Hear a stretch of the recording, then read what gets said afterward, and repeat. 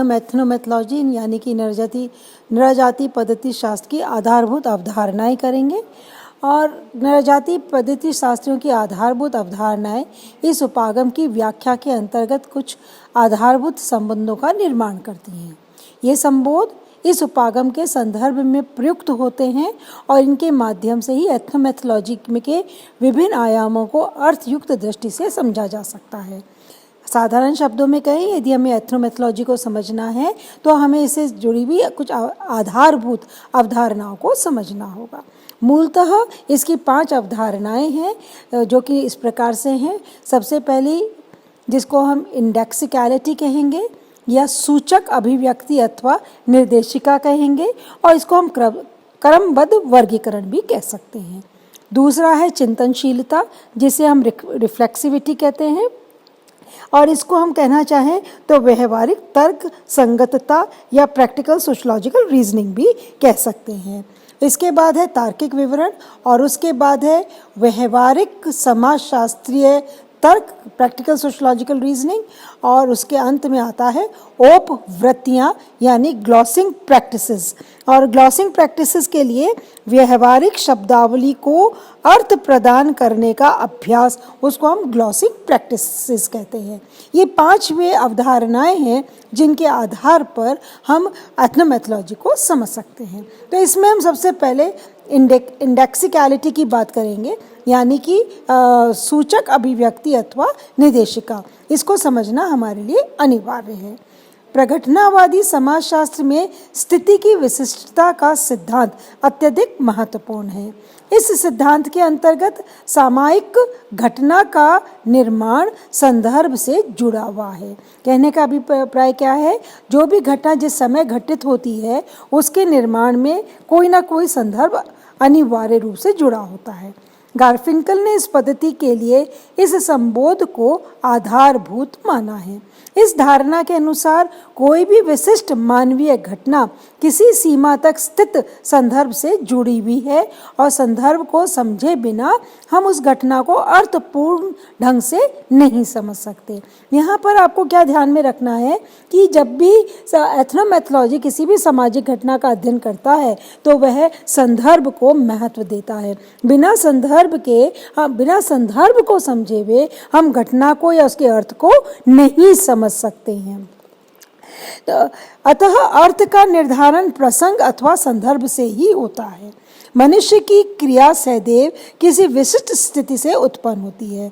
उस स्थिति के साधारण तत्व उस तरह की अन्य स्थितियों से में मिल सकते हैं, परंतु अनेक ऐसे आयाम होते हैं जो भिन्न भी हो सकते हैं। इन्होंने कहा प्रत्येक स्थिति, जो मनुष्य के जीवन में स्थितियां होती हैं जिसमें घटनाएं घटित होती हैं, उसमें बहुत सारे तत्व ऐसे हो सकते हैं जो कि कॉमन भी हो सकते हैं, लेकिन ऐसे बहुत सारे तत्व होते हैं जो कि भिन्न भी होते हैं। एक व्यक्ति के जीवन में जो घटनाएं घटित हो रही है उसके अंदर जो तत्व पाए जाते हैं, अनिवार्य रूप से अन्य लोगों के जीवन में उसी घटना के वही तत्व पाए जाएं, यह अनिवार्य नहीं है। क्योंकि समय स्थान घटना व व्यक्ति का वैशिष्ट उसे भिन्नता प्रदान करता है। यानी समय के साथ, स्थान के साथ, व्यक्ति के साथ, संस्कृति के साथ घटना का अर्थ बदल सकता है।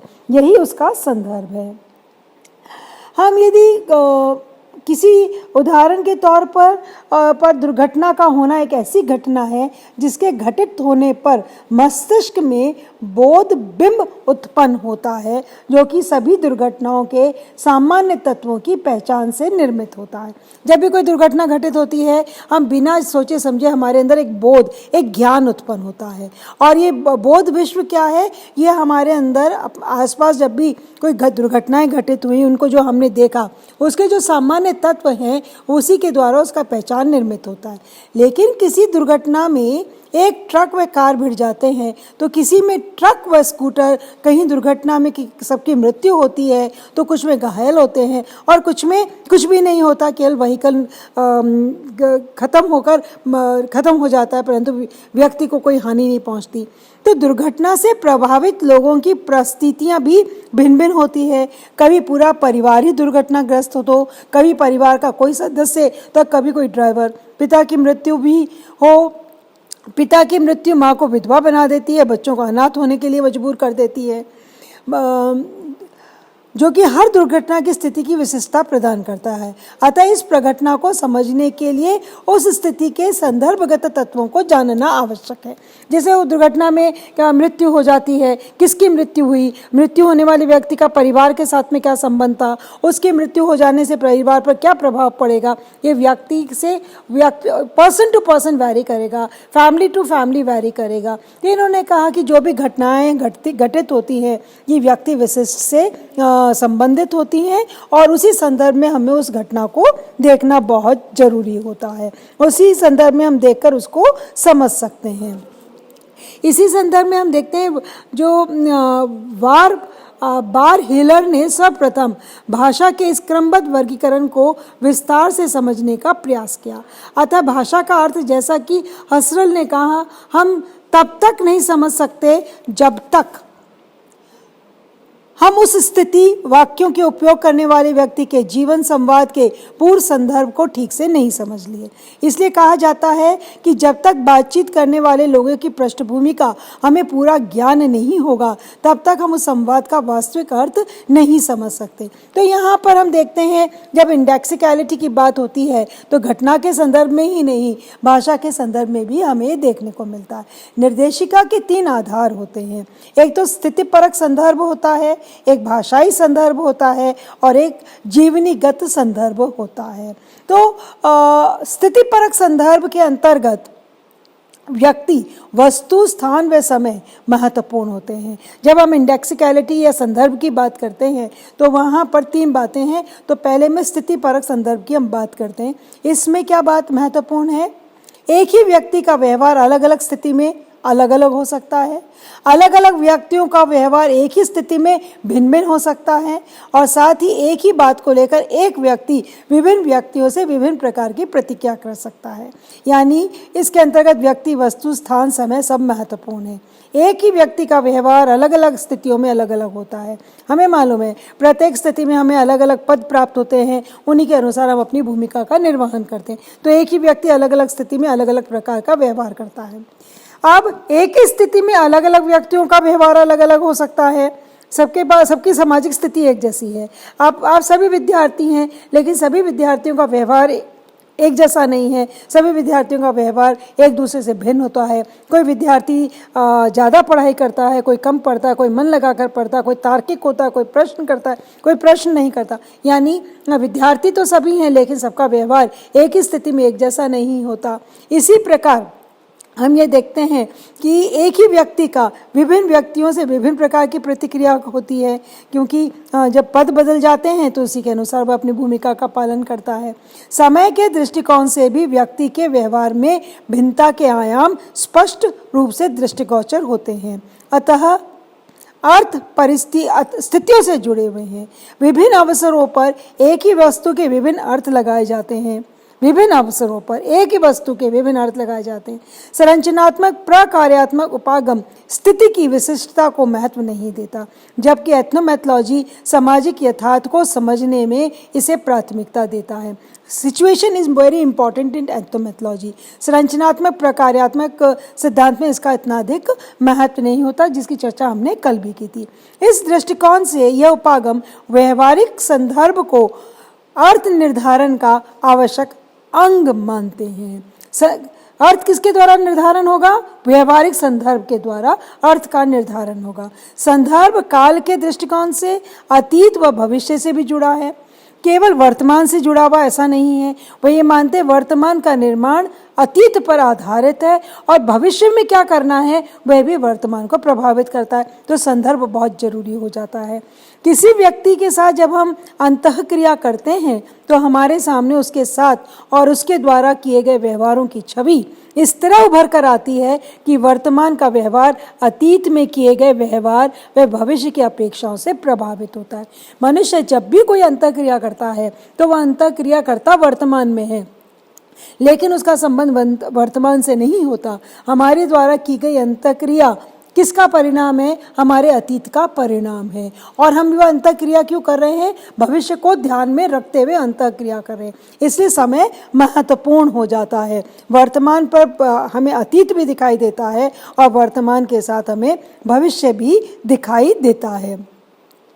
क्योंकि भविष्य की अपेक्षाएं उसको प्रभावित करती है।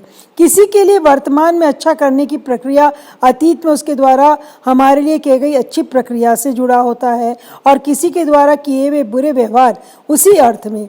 अगर हमारे साथ कभी कोई रूखा व्यवहार करता है तो हम वर्तमान में अवसर पड़ने पर उसके अतीत के रूखेपन को याद कर रूखा व्यवहार करते हैं। टिट फॉर टैट, रिवेंज लेना, बदले की भावना, ये किस पर आधारित है? हमारे अतीत पर आधारित है। इसी प्रकार किसी से बहुत लंबे समय बाद मिलते हैं और बहुत प्रेम से मिलते हैं, उसे रिवॉर्ड करने का मन करता है, वो किस पर आधारित है? वो भी हमारे अतीत पर आधारित है। इसलिए अतीत हमारे वर्तमान को निश्चित तौर पर प्रभावित करता है। इन सब उदाहरणों में अतीत का संदर्भ वर्तमान स्थिति को प्रभावित करता है। इसी तरह भविष्य भी हमारा संदर्भ हो सकता है। कोई महत्वपूर्ण व्यक्ति हमारे व्यवहार के प्रतिमान से प्रभावित हो जाता है और वह हमारे लिए भविष्य में उपयोगी साबित हो जाता है। किसी व्यक्ति के अच्छा व्यवहार का या अच्छा काम करने पर हमें उसमें भविष्य के संदर्भ में एक अच्छे प्रत्युत्तर की अपेक्षा करते हैं। अतः स्थितियां समय व स्थान के दृष्टिकोण से संदर्भ युक्त होती हैं। अतः हर स्थिति का सामान्यकरण करना संभव नहीं है। एथनोमोलॉजी बार बार इस बात पर जोर देता है कि किसी भी स्थिति का सामान्यकरण नहीं किया जा सकता। हो सकता है उसमें कोई तत्व ऐसे हों जो कि समान होते हैं, लेकिन उसमें बहुत सारे ऐसे तत्व होते हैं जो समय, स्थान, व्यक्ति के साथ में परिवर्तित होते हैं। इसलिए किसी भी स्थिति को अर्थ प्रदान करने के लिए उसका सामान्यकरण किया जाना संभव नहीं है। गार्फिंकल के सूचक अभिव्यक्ति यानी इंडेक्सिकल एक्सप्रेशन एवं वस्तुपरक अभिव्यक्ति यानी ऑब्जेक्टिव एक्सप्रेशन में भेद किया है।